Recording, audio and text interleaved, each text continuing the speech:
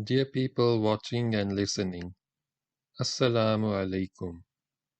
Kindly like and share this video and subscribe to my YouTube channel. Please support my channel by contributing to my Patreon account so that I can continue making the audiobook series. Salah ad-Deen al-Ayyubi, Volume 3, The Battle of Hattin, the Conquest of Jerusalem, and the Third Crusade. Start of Chapter 3, Part 1. The Third Crusade and the Death of Salah ad-Deen. The Crusaders seek help from the West. Hardly had the fighting ended in Hattin and the Crusaders realized the extent of their losses. Then they quickly sent messengers to Western Europe to tell the kings and princes of Europe what had befallen the Crusaders in the East. Those messengers were soon followed by other messengers after the conquest of Jerusalem.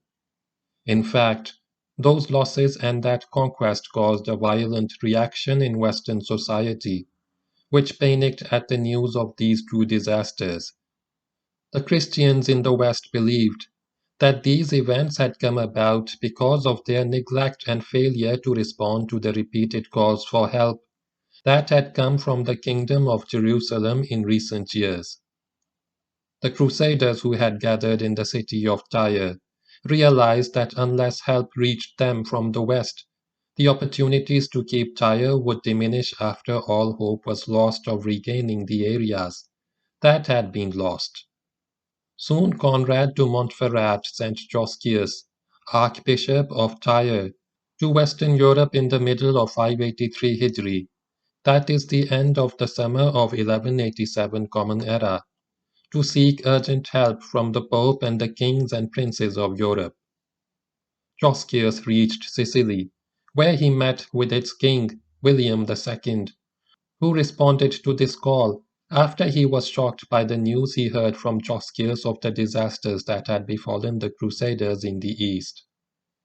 As he was at war with Byzantium, he made a peace deal with the Byzantine Emperor, Isaac II Angelos, in Muharram 584 Hijri, that is March 1188 Common Era, so that he could focus on the Crusader issue. Then he sent a fleet carrying several hundred knights to Tripoli under the leadership of the Sicilian admiral, Margaritus of Brindisi, who succeeded in preventing Salah ad-Din from conquering Tripoli. Then Josquius moved from Sicily to Rome, accompanied by a Sicilian delegation, to explain to Pope Urban III the Crusader situation in Greater Syria. He could not bear the shock and died of grief on 14 Shaban 583 Hijri, that is October 1187 Common Era.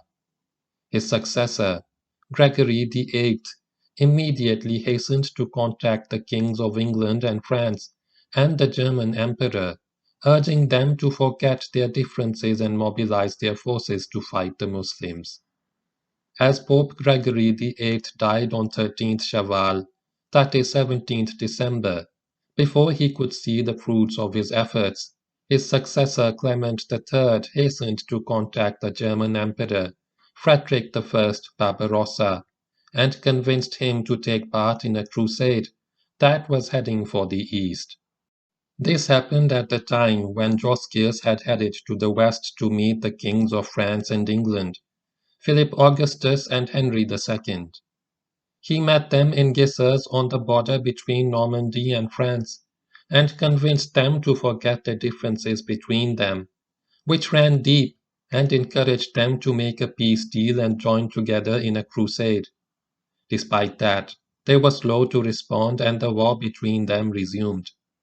Then Henry II, King of England, died in 585 Hijri, that is 1189 Common Era, and was succeeded by his son Richard the Lion-Hearted, Duke of Poitou.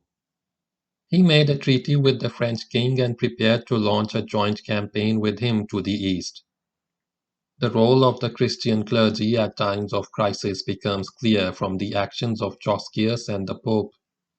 Here we can learn an important lesson, which is that the scholars, jurisprudents, scholars to Islam, thinkers, men of letters and politicians of our Ummah must go beyond the stage of feelings of sorrow and merely saying La hawla wa la quwwata illa billah, which means there is no power nor might except with Allah, with regard to the calamities and disasters that befall the Ummah. They must strive persistently to do the right thing, that which is loved by Allah and His Messenger, sallallahu alaihi wasallam, using their leadership skills and ability to convince others, plan properly and present a vision of revival, and so on, in order to support the religion of Allah and confront the invaders. The Crusaders came to Syria in large numbers, more than could be counted. This is indicated by a letter which was sent by Salah ad-Deen to the Abbasid Caliph in Baghdad in 586 Hijri, that is 1190 Common Era. In this letter he told the Caliph, Islam is faced with people who like death, who have answered the call and left their loved ones and homelands, forsaking their families and homes. They have come on pilgrimage and have given their hearts and souls, doing all of that in obedience to their priests and in submission to the orders of their marquises. The Christians set out despite the differences in their groups and in their ethnicities. Those who were unable to set out themselves equipped those who were able to travel by giving them their weapons and money. Women also came out and took part in the Third Crusade. Some of them came out to accompany the knights and guaranteed to provide all they needed of food supplies and weapons. For example, Abu Shammah and others stated that in 585 Hijri, that is 1189 Common Era, there arrived in Syria by sea a Christian woman of high status, who was accompanied by 500 knights with their horses and followers. She had guaranteed to pay for everything that they needed, and they rode when she rode, charged when she charged, and jumped when she jumped. Other women went out, wearing armor and dressed like men, to take part in the battles themselves, because they believed that this action of theirs was an act of worship. Some of them went out to assist even strangers and give cheer to the Crusaders, by offering themselves to them for physical pleasure for free, so that the fighters would not get bored or fed up. William II, King of Sicily, hastened to send a fleet in 585 Hijri, that is 1189 Common Era, which included 60 ships, on board which were 10,000 fighters. The fleet reached the city of Tyre, then went back to Tripoli, and did not bring any benefit to the Crusaders, because the food supplies they carried were not even enough for the men on board.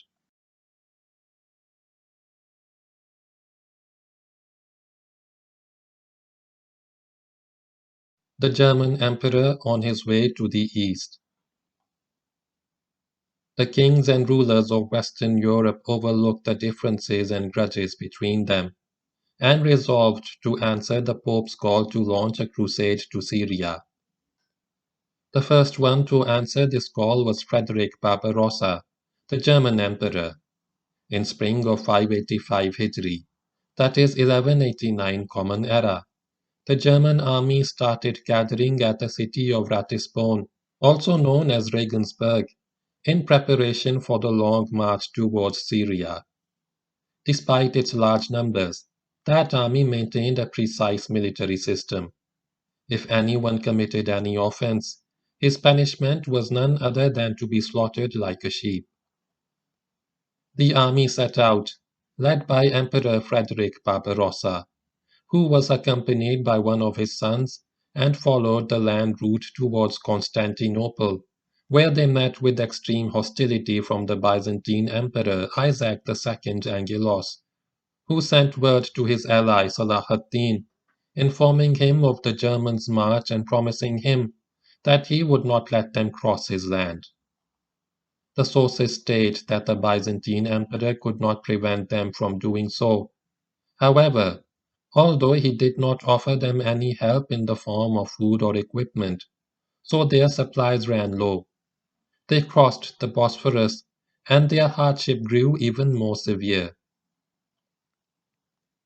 When they crossed into Asia Minor, they were faced with many problems because they did not know anything about those places.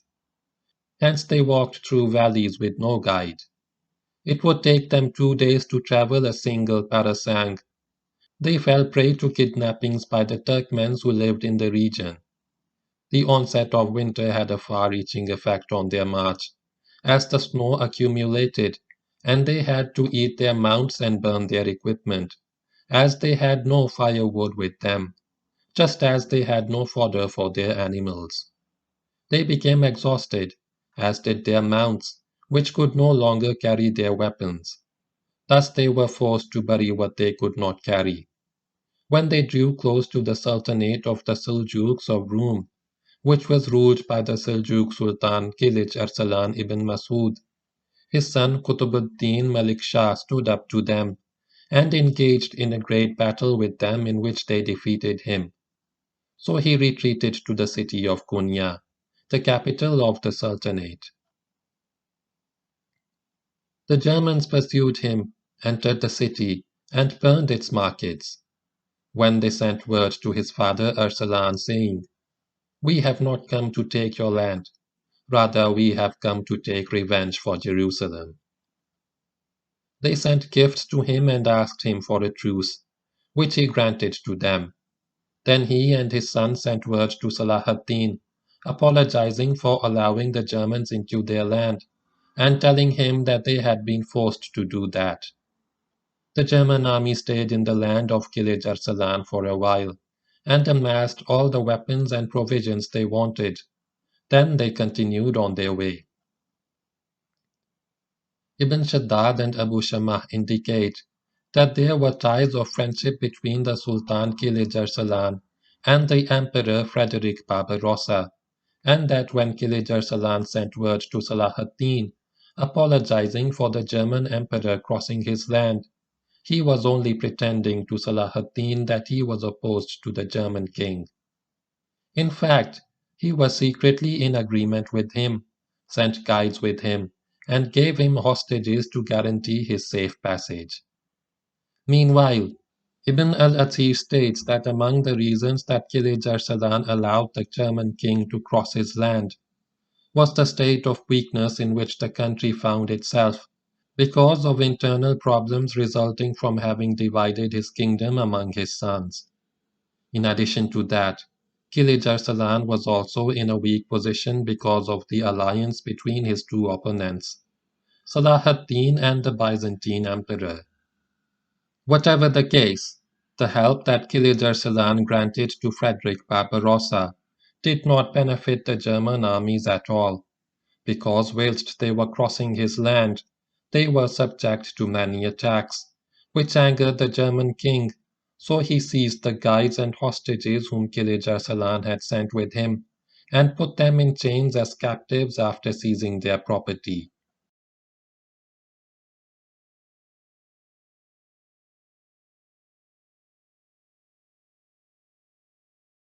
The Germans enter Armenia. The Germans continued their march despite the severe difficulties they faced, until they reached Armenia, where they were followed by the ruler Ibn Lawin, who gave them all the food, provisions, and fodder they needed, and showed them the easiest route. The ruler of Armenia was hoping to be crowned king of Lesser Armenia, so that he would not appear to be of a lower status than the Crusader princes in Greater Syria on one hand, and so as to ward off the ambitions of the Byzantine emperor on the other hand. It seems that the Armenian ruler had pinned great hopes on both the Pope and the German emperor in order to achieve this goal of his.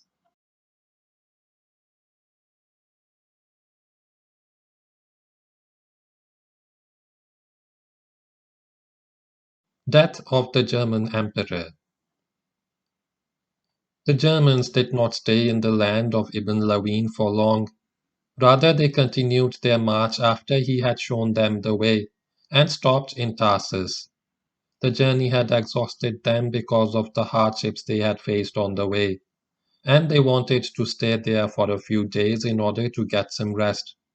But fate had something else in store for them. A sudden event turned all their plans upside down, when the Emperor Frederick Barbarossa drowned in one of the rivers there. That occurred in 586 Hijri, that is 10th November 1190 Common Era. The historians differed as to the cause of his death. Al-Isfahani and Ibn Wasil said that when the Germans crossed the Salif River, a wave hit them, and the king looked for a place to cross by himself. He entered where the current was strong and was swept away, hitting a tree and receiving an injury to his head. They pulled him out as he was breathing his last, and he died shortly afterwards. Ibn Shaddad and others indicate that Frederick Barbarossa stopped on the bank of a river and took a bath in the waters of that river. Because the water was so cold, he became sick as a result and died a few days later. Ibn al-Athir states that Frederick went into the river to bathe and drowned. Whatever the case, what concerns us here is that the Emperor Frederick Barbarossa died without achieving his aim of taking part in recapturing Jerusalem from Salah ad-Deen. In addition to that, this unexpected event had a great impact on the failure of the Third Crusade, as a large part of the German army went back to Europe immediately after his death. Moreover, with his death, the Crusaders lost a major figure who was sincere in his devotion to the Crusader venture. If he had reached Acre, he could have caused a great deal of trouble for Salah ad-Din.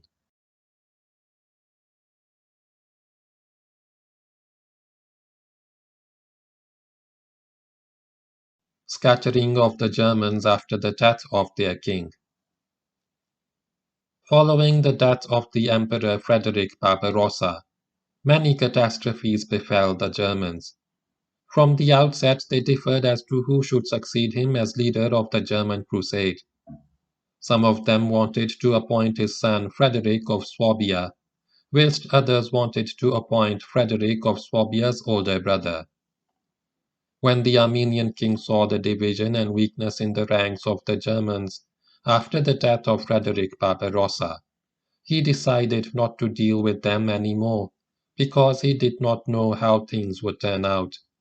After all, they were Franks and he was Armenian, so he sought refuge from them in one of his fortified citadels.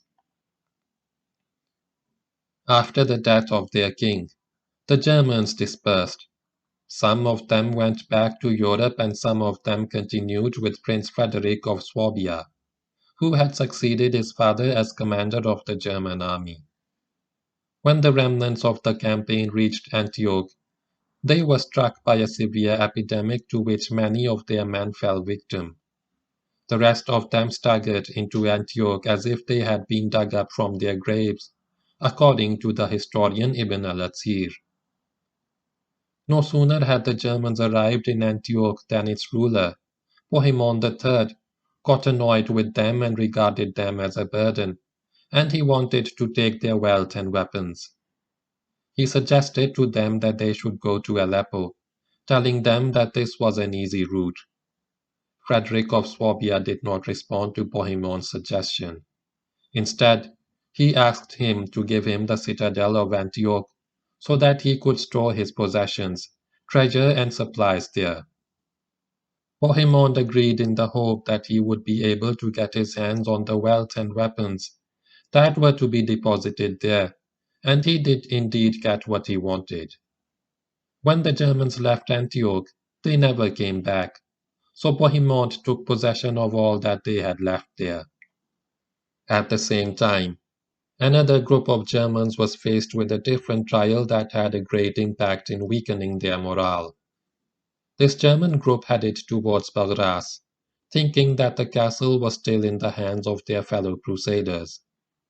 As soon as they reached it, The gates of the citadel opened and the Muslims attacked the Germans, seizing the property, weapons, and supplies they had brought with them, and killing and capturing many of them. Some of the inhabitants of Aleppo also came out and spread out in the Germans' path, and began to ambush them. They captured a number of them whom they sold in the slave markets for low prices. This also demonstrates to us the extent to which Salah ad-Din had managed to completely isolate the Crusaders in Greater Syria, after strengthening his grip on the cities of the coast. The Crusaders in the west were no longer able to distinguish between the cities and citadels that Salah ad-Din had captured and those which were still in the hands of their fellow Crusaders in the east. Finally, Frederick of Swabia decided, after all these calamities that had befallen his army, to head towards Acre. In Wednesday, 25th Rajab 586 Hijri, that is August 1190 Common Era, he marched at the head of his army via Jabla and Latakia. The Muslims in Latakia took advantage of the passage of a small band of Germans. They went out and attacked them, killing and capturing many of them. When the Germans reached Tripoli, they stopped there to rest, and were struck by a severe epidemic from which most of them died. Only about 1,000 of them were left, who travelled by sea, led by Frederick of Swabia, heading for Acre to join their fellows there and support them in their siege of the city. They reached Acre on 16th Ramadan 586 Hijri, that is October 1190 Common Era.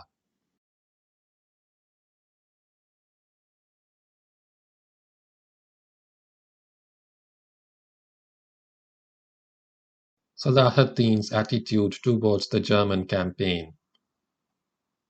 Salah ad-Din did not ignore the issue of the German campaign after he learned that it was heading towards him.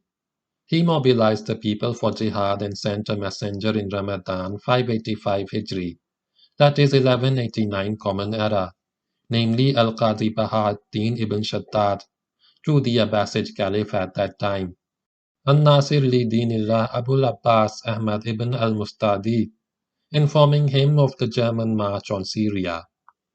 Salah ad-Din told Al-Qadi ibn Shaddad to go en route to Baghdad to the emirs of Mosul, Sinjar, Mesopotamia and Erbil to summon them for jihad. They responded to that call and prepared to march to join Salah ad-Din. The Abbasid Caliph also promised to offer all help and supplied Salah ad-Din with money and equipment. At the same time, Salah ad-Din kept track of the Germans' progress towards him by sending spies to find out about them. He also sent his deputies in Syria and their troops to find out about the enemy and intercept them. In one encounter, they came across a group of German soldiers who had gone out to look for fodder for their mounts, and killed and captured around 500 of them. When Salah ad-Din realized that the Germans had reached Armenia and were close to the Muslim lands, he gathered the emirs of his state and consulted them as to what he should do. They agreed that he should send a large army to confront the enemy on its way and to protect some of the cities. The Islamic groups set out, led by a number of Muslim emirs, and inflicted huge losses on the German enemy. Salah ad-Din also ordered that the walls of Tiberias, Jaffa, Arsuf, Caesarea, Sidon and Jubail be demolished, because he was afraid that the Crusaders would capture them and use these walls in fighting the Muslims. In the end, the German crusade failed when its leader, the Emperor Frederick Barbarossa, drowned in one of the rivers of Asia Minor, and the German masses scattered in Greater Syria, which prevented them from reaching Jerusalem and achieving their goal of taking it back from the Muslims. Finally, Frederick Barbarossa had hastened to set out for the east at the head of his crusade, choosing the land route, whereas Philip Augustus, King of France, and Richard the Lion-Hearted King of England, did not leave Western Europe on their crusade until the summer of 586 Hijri, that is 1190 Common Era, and they chose to go to Acre by sea. End of part 1 of chapter 3.